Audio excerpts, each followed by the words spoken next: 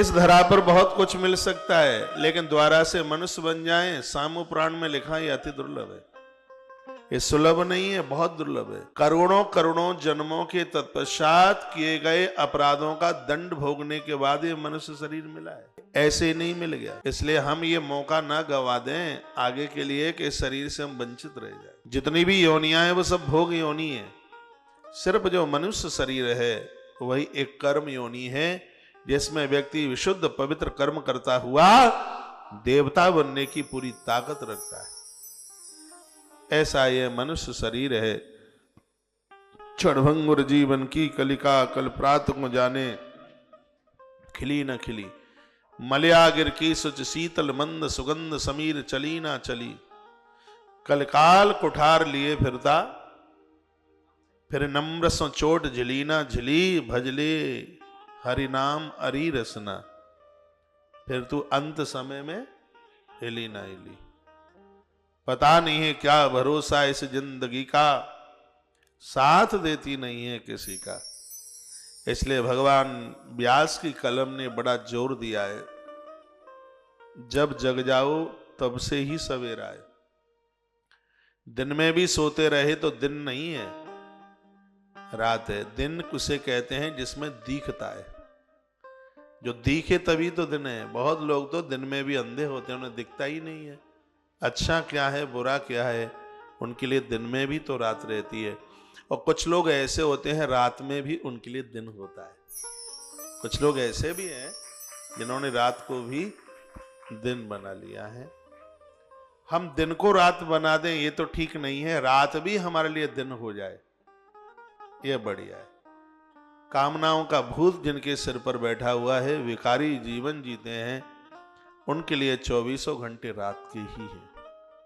इसलिए सांभ पुराण जैसी जो कथा है, भैया ये दिन को तो दिन, ये रात को भी दिन बनाने वाली कथा है। ऐसी कथा है। मानव शरीर सबके लिए बड़ा दुर्लभ है। अज्ञानी जीव भी जब महापुरुषों के अनुगामी हो जाते हैं, उनके चरणों का सहारा ले लेते हैं, तो वह भी भक्ति की तरफ अग्रसर हो जाते हैं।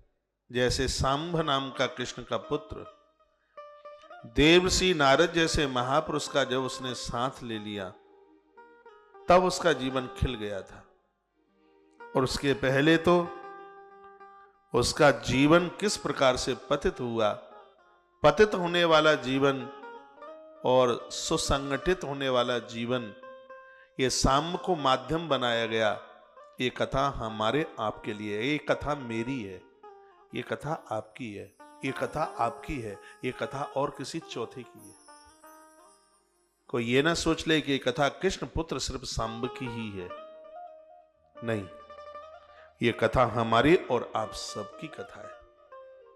और अपनी ही कथा सुनकर के इसको सुनना, क्या क्या अच्छा किया है, क्या क्या गलतियां की हैं, ये कथा में बैठ करके ही तो पता लगता है। अज्ञानी व्यक्ति भी सदगुरु का सहारा लेता हुआ ऐसे स्थिर हो जाता है, ऐसे खड़ा हो जाता है जैसे बंदर, इसमें लिखा है जैसे बंदर शाखा का सहारा लेकर के स्थिर हो जाता है। जीव के लिए सदगुरु इसी प्रकार से एक सहारा है, और वो उनका सहारा लेकर अपने विवेक की आंख को खोल लेता है। धरती पर गुरु और शिष्य का जो एक संबंध है, बड़ा वंदनीय है, बड़ा योग्य है, और अध्यात्म की खुशबू लिए हुए है। ये तो बहुत संबंध हैं धरती के, और सब लौकिक संबंध हैं। सिर्फ एक गुरु और शिष्य का ही ऐसा संबंध है जो अलौकिक है, जिसमें गुरु तो यह चाहता है कि मैं शिष्य से अपने लिए कुछ भी नहीं लूंगा, वो देगा भी तो प्रकृति के काम में होगा। और शिष्य को भी ऐसा लगता है कि मेरे पास में जो भी कुछ आया है गुरु महाराज की कृपा से आया। भले ही वो अपन खुद पुरुषार्थ कर रहा है, लेकिन उसको लगता ही है कि गुरु महाराज की कृपा से आया।